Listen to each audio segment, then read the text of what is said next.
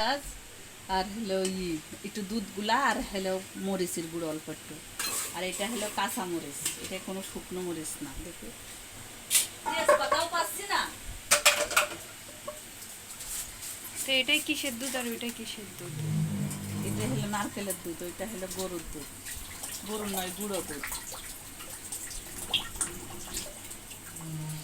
আগে থেকে না দেখলে বোঝা যায়? এটা হলো কাটতে হয়, সরাই কাটতে হয়, সব কাটতে হয়, কাইটে ওই যে বলে না যে এইসব সরাই দিতে হবে।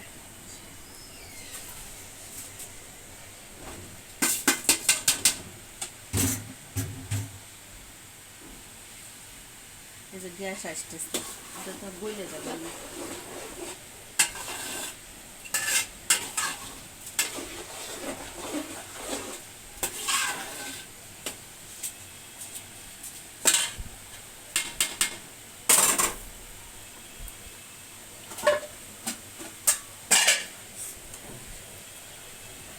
আমার ভয় করছে যে মাছ দিবা কিসের মধ্যে? এখন না, পরে। এখন গরম, দেখে শুনে তারাই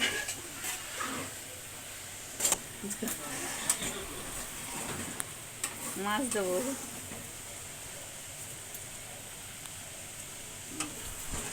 এটা হলো মাছ না, আদা রসুন দিলে ইলিশ মাছের সেন্ট থাকবো না।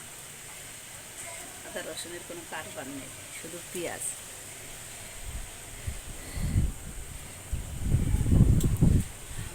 মাছ ভাঙা কড়াইতে রান্না করা যায়।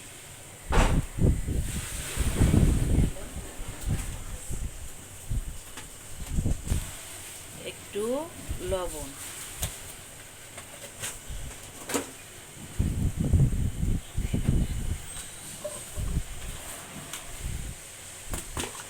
মাছটা জাল হওয়ার পরে তেল বেরোয় যাওয়ার সাথে সাথে তখন মাছ নামিয়ে দিব।